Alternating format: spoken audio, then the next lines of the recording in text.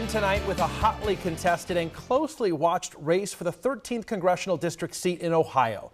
Incumbent and Valley native Tim Ryan squared off against a Republican opponent who's earned the support of the president and a third-party candidate who some voters are just now being introduced to. Chris Aronelli was watching that debate like many others tonight. So what do the candidates have to say to voters? Chris. Derek, good evening. You know, there were certainly moments in tonight's debate where it sounded more like the attack ads being run between the two mainstream candidates, Christina Hagan and Tim Ryan. As for Dr. Michael Fricke, the Libertarian candidate, he actually yielded back much of his debate time as he worked to satisfy the hunger among some voters for some fresh perspective.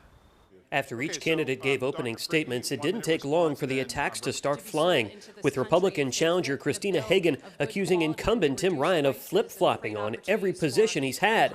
It provided a segue for her to accuse him of not doing enough to bring and keep jobs here. And every single constituent of Tim's that I talk to reflects on the fact that they are leaving this district for jobs and opportunities. In order for Northeast Ohio to thrive again, we need a sharp change in leadership. But Ryan says his record, including securing an energy incubator in Warren and money for America Makes in Youngstown, speaks for itself. All of these investments we made, Lordstown Motors, electric truck, the Endurance going out to Lordstown now. Worked hard to get a program together for a low-interest loan out there.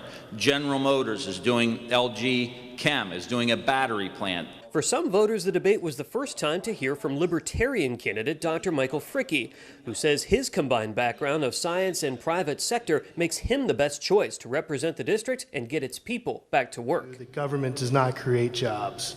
That's not your role. No one's going to get a job because of these two. It's private industry. The trio sparred on issues ranging from residency to the Supreme Court to racial injustice, each for the most part sticking to their time, trying to convince undecided voters that they deserve the opportunity to go to Washington with just 3 weeks until Election Day. You can watch the entire debate on WFMJ.com and the 21 News app. Reporting with more local news, I'm Chris Aronelli.